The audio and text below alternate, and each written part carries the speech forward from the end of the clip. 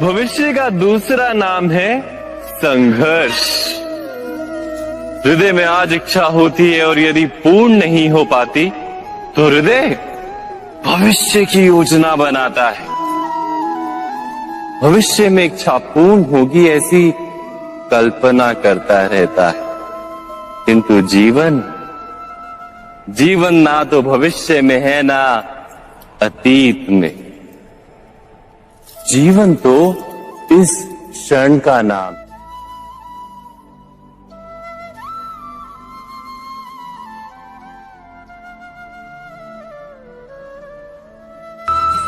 पर हम ये जानते हुए भी इतना सा सत्य समझ नहीं पाते। या तो हम बीते हुए समय के स्मरणों को घेर कर बैठे रहते हैं, या फिर आने वाले समय के लिए हम योजनाएं बनाते रहते हैं और जीवन जीवन बीत जाता है। एक सत्य यदि हम हृदय में उतार लें कि ना हम भविष्य देख सकते हैं, ना ही भविष्य निर्मित कर सकते हैं, हम तो केवल धैर्य और साहस के साथ भविष्य को आलिंगन दे सकते हैं, स्वागत कर सकते हैं भविष्य का। तो क्या जीवन का हर पल जीवन से नहीं भर जाएगा? स्वयं विचार कीजिए।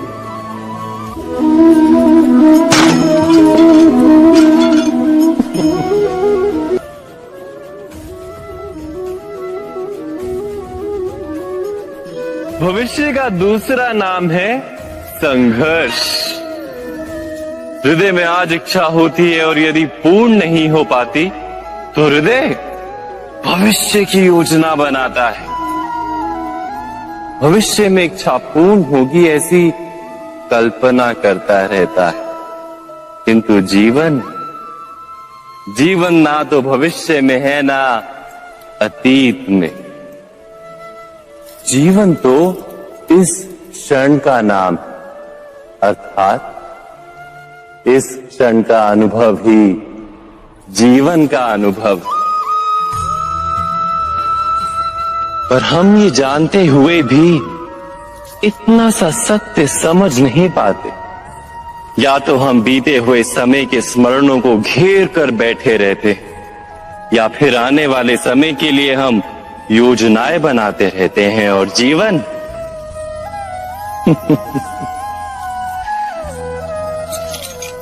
जीवन बीत जाता है। एक सत्य यदि हम हृदय में उतार लें कि ना हम भविष्य देख सकते हैं, ना ही भविष्य निर्मित कर सकते, हम तो केवल धैर्य और साहस के साथ भविष्य को आलिंगन दे सकते, स्वागत कर सकते हैं भविष्य का। तो क्या जीवन का हर पल जीवन से नहीं भर जाएगा? स्वयं विचार कीजिए।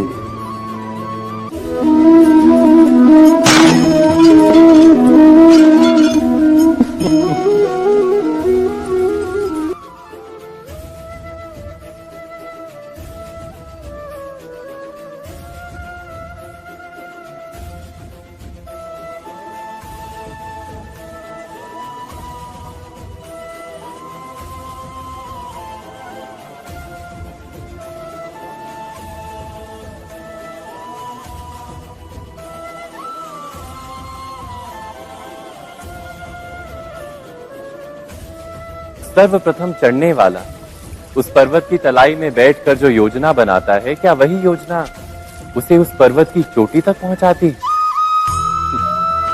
नहीं, वास्तव में वो जैसे जैसे ऊपर चढ़ता है वैसे वैसे उसे नई नई चुनौतियां, नई नई विडंबनाएं, नए नए अवरोध मिलते हैं। प्रत्येक पद पर वो अपने अगले पद का निर्णय करता है।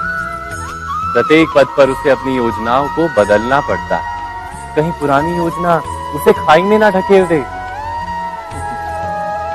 वो पर्वत को अपने योग्य नहीं बना पाता, केवल स्वयं को पर्वत के योग्य बना सकता है। क्या जीवन के साथ भी ऐसा ही नहीं? जब मनुष्य जीवन में किसी एक चुनौती को, एक अवरोध को अपने जीवन का केंद्र मान लेता है, अपने जीवन की गति को ही रोक देता है, तो वो अपने जीवन में सफल नहीं बन पाता और ना ही सुख और शांति प्राप्त कर पाता। अर्थात जीवन को अपने योग्य बनाने के बदले स्वयं अपने को जीवन के योग्य बनाना ही सफलता और सुख का एकमात्र मार्ग नहीं। स्वयं विचार कीजिए।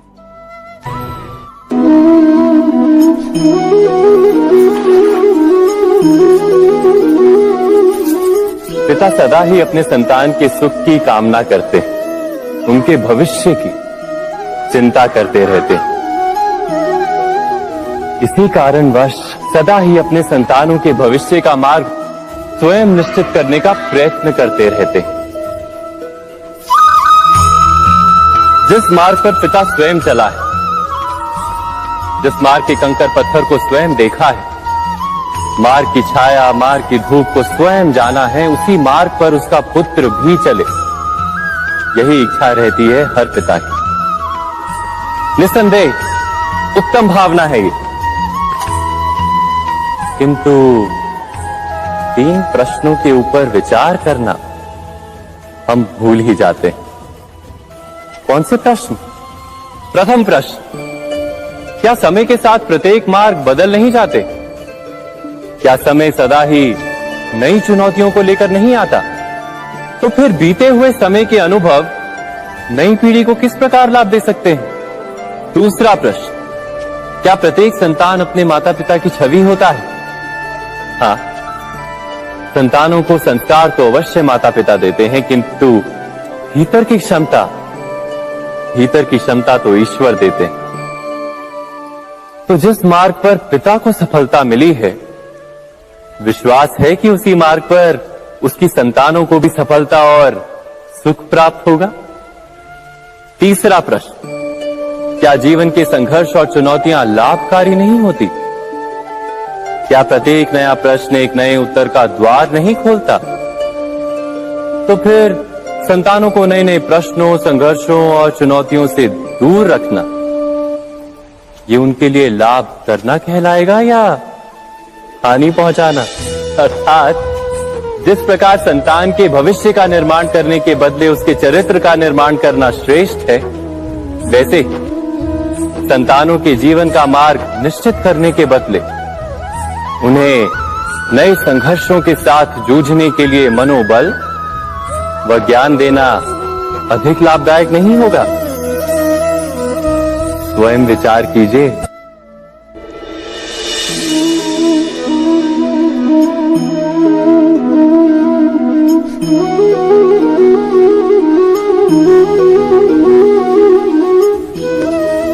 जीवन का हर क्षण निर्णय का क्षण होता है।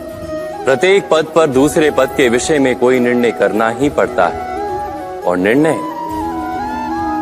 निर्णय अपना प्रभाव छोड़ जाता है।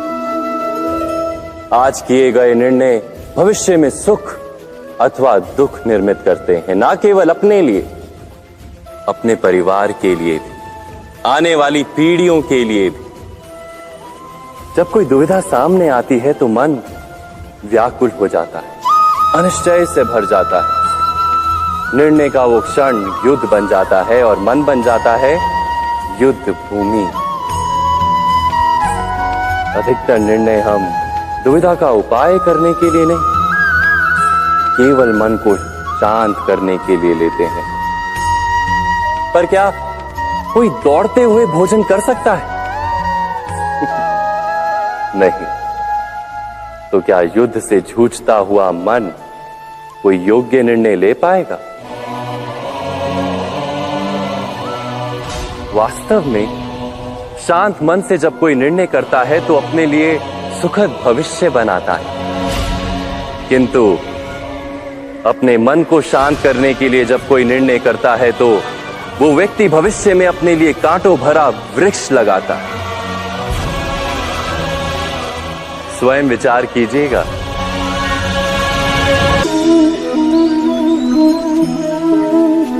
सबके जीवन में ऐसा प्रसंग अवश्य आता है कि सत्य कहने का निश्चय होता है हृदय में, किंतु मुख से सत्य निकल नहीं पाता।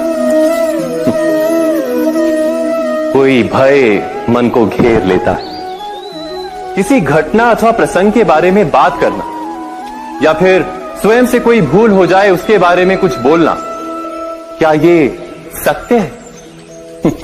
नहीं, ये तो केवल तथ्य है।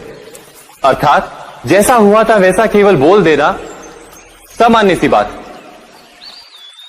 किंतु कभी कभी उस तथ्य को बोलते हुए भी भय लगता है।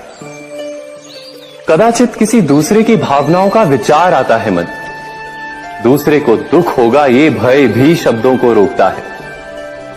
तो ये सत्य क्या है? क्या हमने कभी विचार किया है? जब भय रहते हुए भी कोई तथ्य बोलता है तो वो सत्य कहलाता है। वास्तव में सत्य कुछ और नहीं, केवल निर्भयता का दूसरा नाम है। और निर्भय होने का कोई समय नहीं होता, क्योंकि निर्भयता आत्मा का स्वभाव है। अर्थात क्या प्रत्येक क्षण सत्य बोलने का क्षण नहीं होता?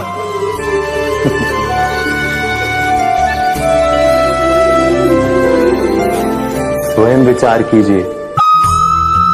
जीवन में आने वाले संघर्षों के लिए जब मनुष्य स्वयं को योग्य नहीं मानता, जब उसे अपने ही बल पर विश्वास नहीं रहता, तब वो सद्गुणों को त्याग कर दुर्गुणों को अपनाता है। वस्तुतः मनुष्य के जीवन में दुर्जनता जन्म ही तब लेती है जब उसके अंतर में आत्मविश्वास नहीं होता। आत्मविश्वास ही अच्छाई को धारण करता है। ये आत्मविश्वास है क्या?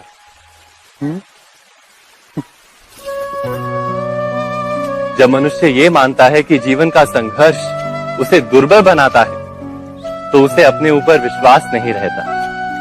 वो संघर्ष के पार जाने के बदले संघर्ष से छूटने के उपाय ढूंढने लगता है। किंतु जब वो ये समझता है कि ये संघर्ष उसे अधिक शक्तिशाली बनाते हैं, ठीक जैसे व्यायाम करने से देह की शक्ति बढ़ती, तो प्रत्येक संघर्ष के साथ उसका उत्साह बढ़ता है। अर्थात आत्मविश्वास और कुछ भी नहीं, मन की स्थिति, जीवन को देखने का दृष्टिकोण मात्र है। और जीवन का दृष्टिकोण तो मनुष्य के अपने वश में होता है। स्वयं विचार कीजिए।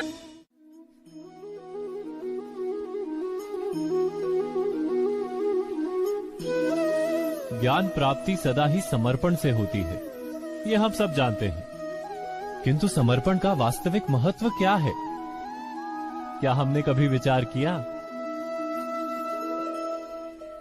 मनुष्य का मन सदा ही ज्ञान प्राप्ति में विभिन्न बाधाओं को उत्पन्न करता है।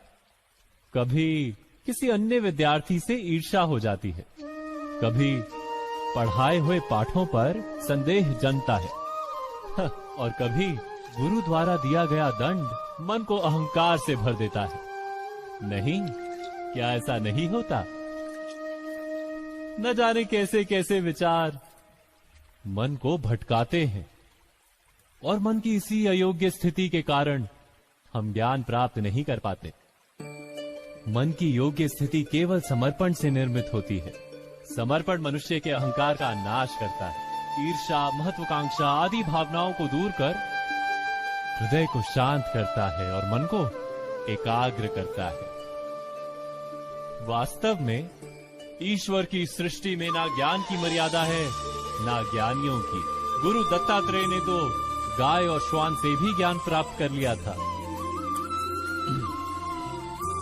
अर्थात विषय ब्रह्म ज्ञान का हो या जीवन के ज्ञान का या गुरुकुल में प्राप्त होने वाले ज्ञान का, उसकी प्राप्ति के लिए गुरु से अधिक महत्व है उस गुरु के प्रति हमारा समर्पण।